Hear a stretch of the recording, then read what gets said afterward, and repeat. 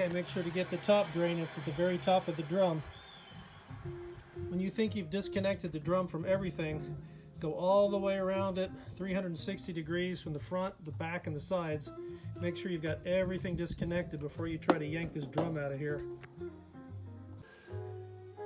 I didn't want to damage this thing on the bottom, so I disconnected the wire from the standoff and took it out of there and set it to the side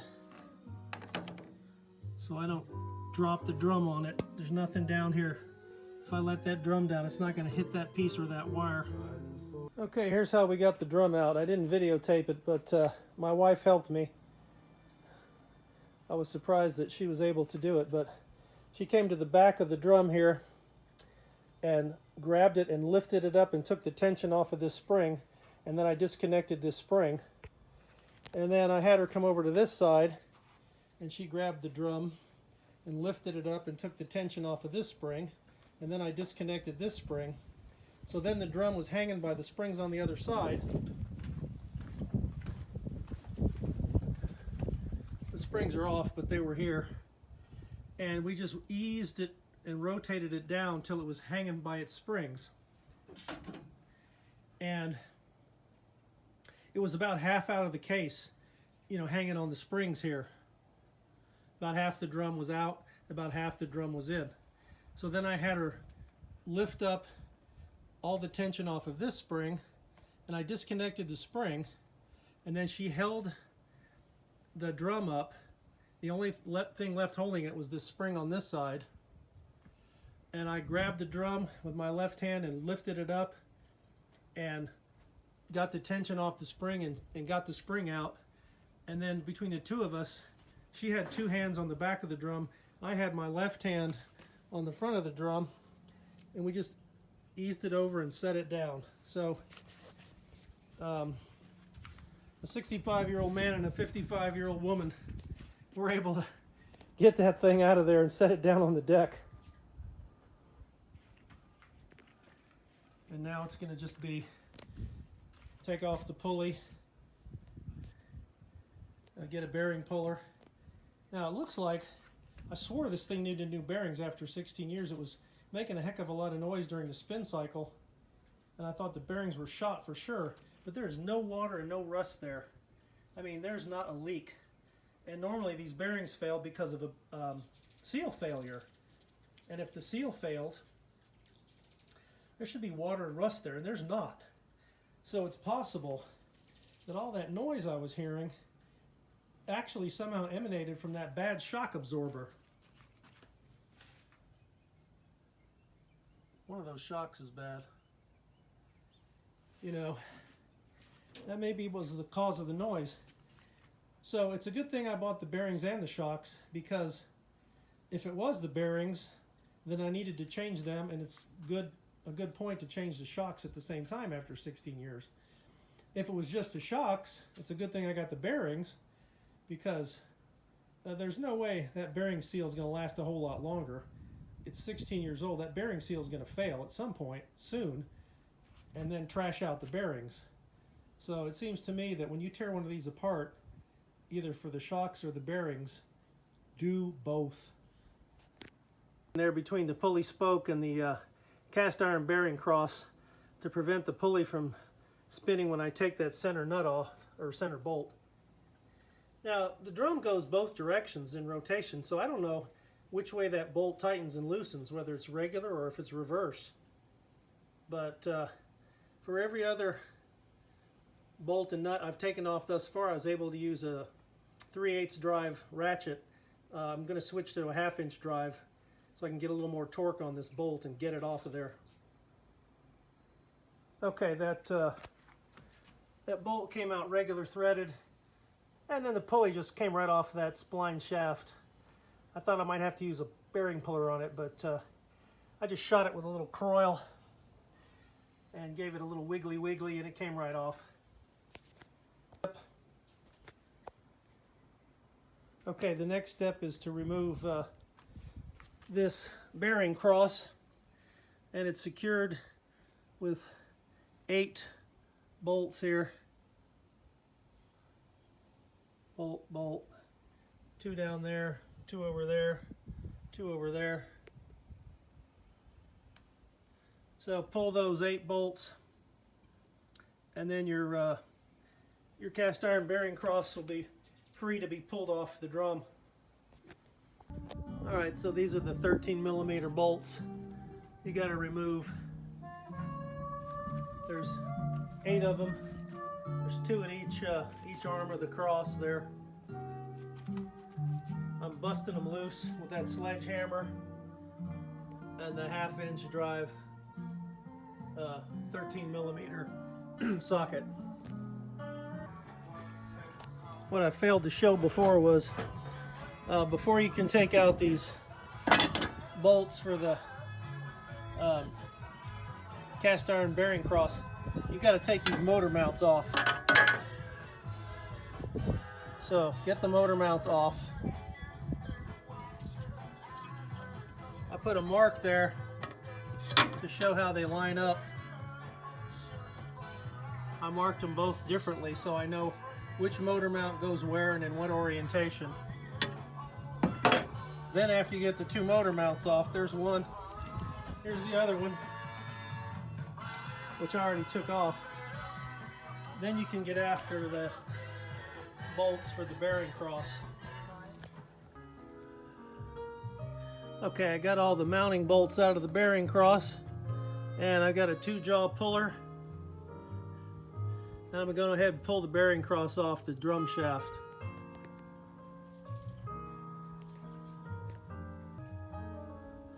Okay, the puller got it off. It's loose.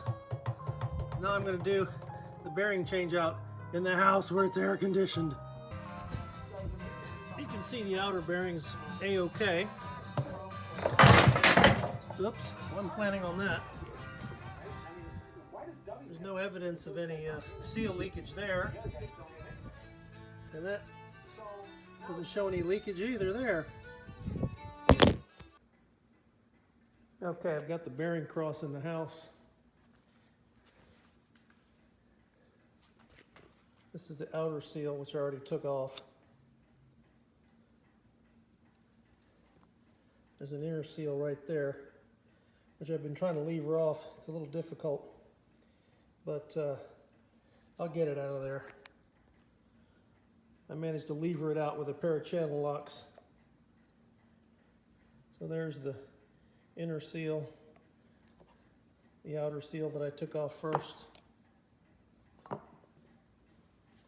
Like I said before, the bearings on this machine are in good shape. I swore they were out of whack based on how it sounded when it was spinning, but I guess it was just the piston and the cylinder of the shock absorber, vibrating rapidly, making a squealing noise that sounded like a bad bearing. But my bearings are in perfect condition, and the reason they're in perfect condition is because the seal hasn't leaked. But these bearings are 16 years old, and more to the point, that seal is 16 years old. So even though the bearings are good, I'm going to change them out since I bought and paid for them. Okay, check this out. Right here there's a weep hole. If there's any leakage past the seal, it's going to leak out that hole and spill out this other side. Where is it? There, right there. And you can see there's a little rust there, but there's no evidence of any leak. You can see that silver shining inside the weep hole. So this seal wasn't leaking. And these bearings feel good to me. I can't feel any slop at all. So I've got tight bearings, a seal that didn't actually fail. So I'm going to leave these bearings and just put in a new seal and let it go at that. Okay, like I said, I retained the bearings and just put in a new seal. So I tapped the seal in place, it's on the other side there. And now I'm putting the bearing cross back on the shaft. And I got to figure out how to get the bearings onto that shaft. I think I'll tap around this inner race with a drift and see if that'll get it. you know, you do not want to bang on the outer race, because that puts force on the outer race through the bearings, the balls, and to the inner race. So when you're putting a bearing on a shaft, be sure you always push on the inner race. All right, let me clarify how to pull a bearing onto the shaft when you do this repair.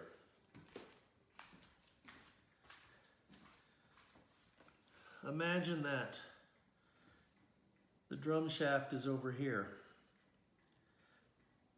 and your bearing cross is over here. You take your bearing cross with the bearing and push it onto the shaft, and it's not going to go very far. And the way to do this properly is get a socket that's bigger in diameter than the shaft, but smaller in diameter than the inner race. And you're going to put this socket right on that inner race. If the socket's too big, it'll bear on the seal. You don't want to do that. You have to get a socket that's exactly the right diameter to bear right on the inner race. So the shaft is over here. You got the socket on the inner race of the bearing. Take that square washer from the pulley, put it on the socket there, and then get a bolt that's long enough. Not this bolt isn't correct, but get a 8mm by 1.25 thread bolt of the right length, and get a hex head. Don't get a screw head, because you want to put a wrench on this. You're going to put that bolt through there and screw it into the shaft through that washer. This is just generally how you install bearings. And as you tighten down on that bolt, you're going to pull the shaft, in essence, through the race. And once you pull that shaft far enough that the pulley fixing bolt will engage it, then get rid of the longer bolt, get rid of the socket, put the pulley on there and the pulley fixing bolt, and then tighten that down, and that'll pull the whole assembly together. I said in the video I might tap on that race with a drift. I didn't do that. I pulled it together with a socket and a long bolt through there like that. And then once I got it pulled far enough, I shifted to the smaller pulley fixing bolt and, you know, put the pulley on there and finish the assembly.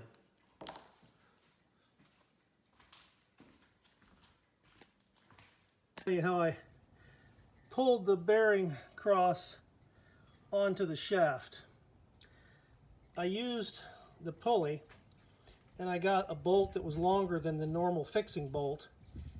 And what I did was I took a longer bolt, it's an 8mm by 1.25 thread, and I set a socket on there, and then I put this flat washer on top of the socket, and I screwed down the bolt to pull the shaft. And once the shaft got close enough to engage the fixing bolt, which is shorter, once I got the shaft far enough this way, then I took the long bolt out, put the fixing bolt and the square washer, and screwed it back on. And that pulled it into position. So that's how I pulled the bearings onto the shaft, by using the center threaded hole in the shaft, a long 8mm by 1.25 thread bolt, and this square washer on top of a socket that was big enough to fit around the shaft. Now they give you new fixing bolts to mount the bearing cross to the drum, new fresh ones with fresh thread locking compound, but they only give you 12 and you need 16. You need 8 to mount the bearing cross to the drum, and then you need 8 more to mount the motor mount brackets. So you're going to have to reuse, assuming you buy this kit. the kit that I bought included 2 bearings, the seal, and these fixing bolts, and some grease. And but if you're going to reuse your mounting bolts, you've got to get some thread lock compound. Get some Loctite blue. If you use the red and you have to take this thing apart in the future, you'll never get it apart. So hopefully you'll never have to do this again. But they use blue locking compound, and if you're going to reuse your bolts, you should use blue locking compound. I spun the bearing cross fixing bolts down with a drill and a socket, but I'm going to hand torque them with a 1/2 inch drive 13mm socket to make sure they're tight. I'm not depending on the torque of the drill because I have no idea what it is. Alright, I'm remounting the motor mount brackets, and I marked them previously with marks so I'd know which one went where and in what orientation. See how I did that? And I'm going to reuse the bolts with some blue Loctite that I'm going to put on all the bolts. I'll use the new ones, all 12 of them, but then 4 of these I have to reuse with Loctite. Alright, I got the bearing cross back on, I got the pulley back on, I got all the bearing cross bolts properly torqued and Loctited all the way around, reinstalled the motor mount brackets, made sure they were properly torqued. So that thing is buttoned up and ready to reinstall in the machine. I installed new springs. So now the trick is going to be trying to figure out how to get this drum back up in there. We'll see if we can do it. See how I got the drum back in there. I laid the drum down here on the ground, on the deck, oriented so that these spring mounts would be facing in the right direction when I took the entire cabinet and flipped it over this way and laid it down on the ground. I laid the cabinet, I flipped it 90 degrees and laid it down on the ground on top of the drum. And then I was able to get these springs connected. And once I got those 2 springs connected, I picked the entire chassis assembly and levered it up off the ground and flipped it back up so that the drum was hanging by these 2 springs. And it was partly out of the chassis, so I picked the drum up and worked it into the chassis so that the motor mounts, you know, were in there where they belonged. And then I went and got my wife and we came around to this side, and between the 2 of us we were able to grab the drum by the front iron and just back here, you know, anywhere we could get some grip, and we pulled it toward us and up, and we each had our hand on one spring, and we shoved the spring up through the slot and caught it on the little spring retainer and got the drum resuspended.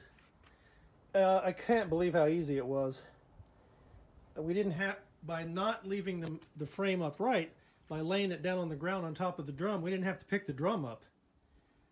I didn't video all that, of course, because I'm by myself with the camera, but I think you can understand that. You put that drum on the ground, orient the spring assembly,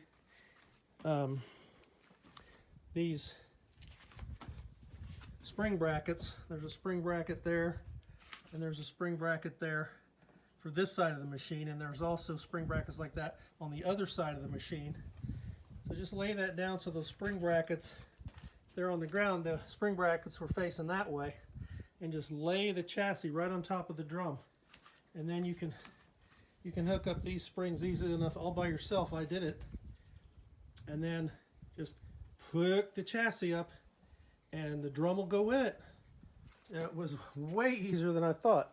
I thought about putting a come along up here and bolting it to the deck and, you know, lifting the thing up in the air and trying to take it over the top and down through the hole. But laying it down, it was easy. Okay, on the last clip, at the end of the video, I showed the machine with the drum in it, but I didn't show the reassembly procedure. Basically, you're just going to button the whole thing back up exactly like you took it apart. Just take your time, go through, make sure you connect all your drains and your electrical connections and whatnot. Put the motor back in place, put the pulley back on, the belt. Just reassemble it the same way you took it apart. I'm not going to show video of that. Now, one thing that I didn't talk about was how to replace the bearings in the bearing cross, because I didn't do that. And if you've never replaced bearings before and you don't know how to do it, there's another video on YouTube. I think it's Russian or Polish. You can find it. And at some point during that video, they show how to replace bearings. But I'll describe it briefly. When you've got that bearing cross and the two bearings, you're going to take off the outer seal. You saw it on the video previously. Pry out the inner seal. And so now you've got bearings that are in that cast iron, and you'll go through one bearing to the other bearing on the other side with a drift, and put the drift on the outer race of the bearing and just tap. Go all the way around and tap little by little till you knock that bearing out. Then flip the bearing cross over, go through the bearing cross and tap the other one out. Put the drift on the edge of the outer race of the bearing and tap it out. Now, I don't remember which side, but on that bearing cross there's a circlip in there. That's the circlip is in the bearing cross, and then the bearing pushes down until it contacts the circlip. So when you come through from the other side, you don't want to be banging on that circlip. Make sure you look through the hole in the bearing cross and you visualize where that circlip is, and make sure you put your drift on the bearing. Don't be banging on that circlip, because it won't work. So be careful about that. That's how you get the bearings out. Now, when you put the bearings back in any kind of bearing boss, this applies to any kind of machinery, any bearing replacement, you're going to put the bearing back in, set the bearing in the boss and get it level, and then gently just go around and tap little by little around the edges so you don't get the bearing cocked. And you're just going to slowly tap all the way around. If you work in a machine shop or you work for a repair shop that's specific to certain machines, they're going to have a special tool to tap that bearing into place with, and you can actually buy a special tool from Miele, but we're not going to spend that amount of money for this job. So you can just use a ball peen hammer and the do-it-yourself shade tree mechanic of tapping around the outer race of the bearing little by little by little till you tap it into place.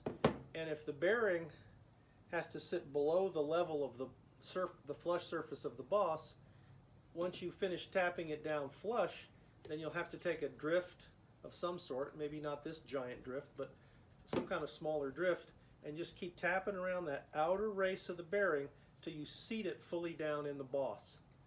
And then you flip the bearing crossover and do the same thing with the other bearing. Tap the outer race little by little to slowly seat that bearing down in its boss. And if it needs to go below the surface, get a drift and tap around that outer race till you get it fully seated. And then you'll do the same thing with the bearing seal. Now, if you're going to do this job on this particular bearing cross on this machine, after you put the bearings in, but before you put the seal, there's a couple of thrust washers, and they're like this.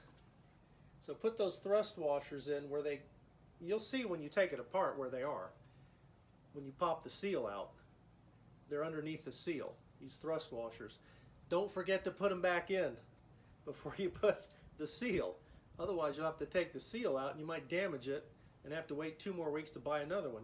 So put the thrust washers in, put the seal in the boss, and do just like you did with the bearing. Just slowly go around the edge, tapping little by little so it doesn't get cocked until you seat that seal.